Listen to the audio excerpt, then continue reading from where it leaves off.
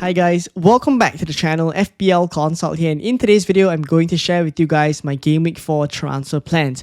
Now as you guys can see on screen, I have Ismail Sarr, who is currently yellow flagged. It seems as if he has picked up a hamstring injury, and what we're hearing is that he'll be out for 4 to 8 weeks, and that means he'll miss quite a couple of games. I definitely have a huge issue here in my team, and I'll share in today's video the couple of transfers that I'm eyeing up to deal with this issue. So hopefully you guys enjoy today's video. If you do, please do drop a like, please do subscribe as well, and let's start off with a bit of a discussion on how my team looks like now before I tinker around with it in the next section. So I have Sanchez in goal against Brentford away. In my back line, I have Porro and Van de Ven as a double Spurs defense against West Ham away. If you told me at the start of the season that I would have double Spurs against West Ham in Game Week 4, I'd actually fancy my chances of a clean sheet, but now that West Ham just went on to win Nottingham Forest 3-0, I'm actually looking at my bench and seeing if I can start anyone instead of Van de Ven, but unfortunately Murillo has Arsenal away and Estef has Liverpool at home, so it seems as if I'm likely going to go with double Spurs in my starting 11 for Game Week 4 in defense. Now, next to Van de Ven, there's Joachim Andersen from Fulham. He plays against Leeds. He's great for DEFCON, and I think this is a great fixture for him to keep a clean sheet as well. In midfield, there's Semenyo, Salah, Fernandes, Reinders, and Sarr. So speaking about the four other midfielders first, Semenyo is a player I just brought in last game week. I'm happy enough that I went for him instead of Johnson, who got substituted in the 53rd minute in Spurs game over the weekend, and I did feel as if he would get a little bit more minutes. I didn't feel as if he was that much of a minutes risk, but that was what happened, and thankfully, I went for Semenyo, who is secure for 90 minutes, and moving forward, fixtures are also pretty good for him. Salah is going to be the captain against Burnley away. I think it's going to take a lot for me to move it off him. I'm pretty certain that he'll do quite well and also have the captain's armband for my team in Game Week 4. Bruno Fernandes is a player that I wanted to ship out in Game Week 4. The initial transfer was Bruno Fernandes to Cody Gakpo that I penciled in last week when I already made the Semenyo move. I kind of knew I wanted to sell Fernandes for Cody Gakpo, but things have happened. Alexander Isak is now signed for Liverpool, and what that means is that I think the minutes for Ekitike and also for Cody Gakpo is going to be seriously under threat, in which case I don't think I'm comfortable moving for Gakpo anymore. And that also means that I may as well just stick with Fernandes here against Man City away. Fernandes, to be fair, has been pretty good for DEFCON points, and he is, after all, on penalties. So I have bigger issues to deal with, as we'll speak about, and he's probably going to be in my team for the next few game weeks until I wildcard. Reinders here against Manchester United at home. I have no real plans to ship him out, especially when he has Burnley in Game Week 6. And now Ismail Sarr. Sunderland at home was going to be the banker fixture for him. I actually started the season with Ismail Sarr. Now that he's injured, I have a couple of replacements that I'm eyeing up directly for Ismail Sarr, but I genuinely am not very comfortable with majority of the midfield picks in and around that price range, and that's why I'm actually eyeing up a forward transfer, as you'll see later on, to upgrade Mark Guiu, because I have lots of money in the bank after I sold Cole Palmer for Semenyo last week. So I'll talk about how I'm going to deal with the Ismail Sarr issue in the next section, but it may not be directly swapping him out. As I've said, I might just upgrade Mark Guiu. And then up front, I have Ollie Watkins against Everton away and João Pedro against Brentford away. So this is my team on the FPL.team transfer planner, exactly as shown in the graphic just now. And you'll see that I have 3.3 million in the bank to kind of look for ways to deal with this Ismail Sarr issue. So the most direct way I could deal with it is to immediately transfer him out and look for some replacements. I have 9.8 in the bank for this. So kind of bringing the price bar all the way down to about 10 million to look at the midfielders that I'm able to go for.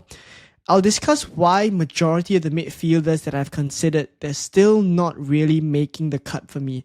Now, Florian Wirtz at 8.5 or 8.4 now, he has, I guess, right now at this point, probably the most secure minutes out of Gakpo, Ekitike, and Florian Wirtz. I mean, Salah is definitely guaranteed for 90 minutes. But with the introduction of Isak, I think Florian Wirtz has the best minutes now. But he has not been playing to the level that I feel we need to see from him at that kind of a price range of 8.4 million. So again, despite how good the fixtures are, I doubt I'll be going for him.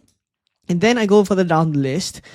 the ones that I've actually considered for this week is Cody Gakpo, but again, as I mentioned just now, he is not someone that's going to get very consistent minutes moving forward, or at least I don't believe that's going to be the case. So Gakpo out for me, and then going further down the list, you see, there's Brennan Johnson, who I'm probably going to steer clear of because despite how good the Spurs fixtures are, I don't think his minutes are going to be good. And talking about Spurs assets, I actually prefer someone like a Kudus at 6.6 million. The fixtures are pretty good. I have given some serious thought to him. The only issue with him, he's more of an assist threat than he is a goal threat. The numbers kind of really show this as well. So I'm not super keen on him at this point, especially against West Ham, who are kind of, turning a corner a little bit. So I don't mind giving him a miss and maybe going for him later on, as I'll share in the transfer plans. So again, kind of moving further down the list, there's actually Jack Grealish, who I did give some thought to.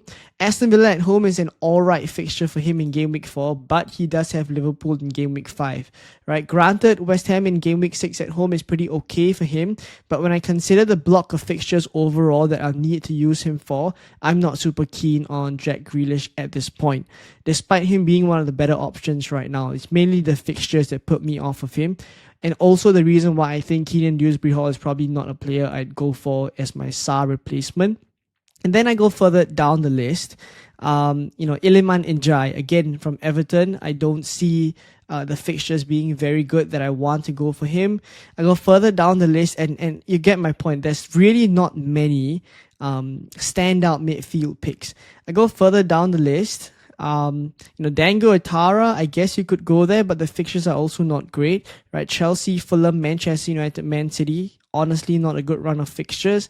And I look at the last option that I've actually considered. It's Lucas Paqueta. Now, Paqueta is at 5.9 million. And actually, he is a bit of a gem because he's only 1.8% owned. The fixtures are arguably alright. It's Spurs at home, Crystal Palace at home, Everton away, Arsenal is difficult away, right? And then after that, there's Brentford and Leeds. So again, it matters how long you're probably going to use Lucas Paqueta as a pick for. I just like that he's very cheap. He's also guaranteed for 90 minutes. He's potentially on penalties as well, and he's great for DEFCON. He's hit the 12 DEFCON point mark for quite a couple of games this season already. So I do feel like there is decent consideration to be going for Lucas Paqueta.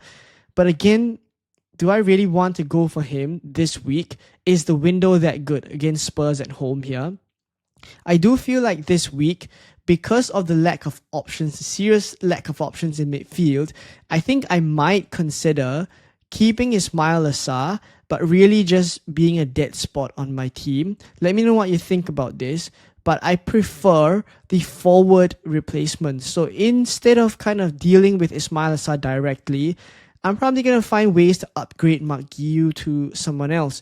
And I do feel like when I compare the forward options, let me just go all the way up again, right? Surely, I can't go for Haaland and Isak. These are out of my range, even Gyökeres as well. But I look at the first option here in Mateta as the one that I'm most likely to go for. He has Sunderland at home. It helps me to cover the Crystal Palace good fixture in Game Week 4, but also that in Game Week 5 they have West Ham. Right? Granted, in Game Week 6 is Liverpool at home, but I do have plans actually to move him out this week, and I'll share that when we get to Game Week 6. So the plan is to bring Mateta in for 2 game weeks against Sunderland and West Ham, and then in Game Week 5, I'm probably going to roll the transfer. This is a week that I could actually start Murillo ahead of Van de Ven because Murillo has Burnley away. The rest of the team looks fine as well. I could even choose to captain Mateta if I'm comfortable with it, or Watkins against Sunderland if Aston Villa start to do very well. We'll see what happens. But Game Week 5, no real need for transfers. I think the only weak link that I have in my team here is Reinders against Arsenal away, but I'm likely just going to keep him here because in Game Week 6 when I move forward, I will have 2 transfers, and the plan for this week is when Mateta plays Liverpool to take him out and go for Haaland, and I'll need a lot of money for this, so the plan is to downgrade Salah to someone, and I'm thinking of Kudus as my Salah replacement for game week 6 here, because this is the window. He has Wolves and then he has Leeds. Now the reason why I'm talking in terms of until game week 7 for majority of my moves is because I plan to wildcard in game week 8 at this point, in which case coming to game week 7 now, I will have one transfer, and the plan for this transfer is actually João Pedro up to Gyökeres when he has West Ham, and captain Gyökeres as well. I will have just enough money for it. I have a bit of leeway, 0.1 million in the bank. But when I look at this route of transfers, I mean, this is a week that I could also start Van der Ven instead of Murillo. But when I look at these group of transfers and the team that I'll be able to get to for each of these weeks until I wildcard in game week 8, I feel like I'm quite able to maximize all of the fixtures and the players that I want for majority of these weeks. So I go back again to game week 4 here. I look at my team, it's Sanchez, and then there's double Spurs, and then there's Leeds for Anderson. I'll have the midfield 4 of Salah, Fernandes, Semenyo, and Reinders, and then up front it's Mateta, Watkins, João Pedro, all pretty good fixtures. And then I come to game week 5. I'm happy with all the fixtures again, except for Reinders that I mentioned just now. Game week 6, the fixtures are also pretty good because I brought Haaland in, probably going to be the captain here. And yeah, double Man City against Burnley. I also have double Spurs against Wolves. And I have double Chelsea against Brighton. I have a bit of Nottingham Forest coverage as well. And Bruno Fernandes against Brentford. So pretty good fixtures overall. Game week 7, this is when I bring Gyökeres in. The fixtures are also very, very good. A lot of home games for the key players. So overall, I do feel like the route for my team is probably going to be bringing Mateta in and leaving Sarr as a bit of a dead spot. Now, this may not be a very popular way to kind of deal with this issue, but I just do feel like this is probably the way I'm going to go for, because I feel like Mateta at 7.5 million is a better way to spend my money than Gakpo in midfield at 7.7, for example, or even going for a Grealish or one of those midfield options that I'm really not keen on. So this is the plan for now. Again, going back to game week 4, to bring Mateta in, and I'll likely start with something like this in game week 4. So let me know what you think of my transfer plans, bearing in mind again that I plan to wildcard in game week 8. Let me know also some other players that maybe I haven't considered that you feel maybe could come into my team and solve my issues. If not, I hope this video was helpful for you guys. If you did enjoy it, please do drop a like. Please do subscribe as well. And I'll catch you in more Game Week 4 content coming very, very soon. Bye-bye.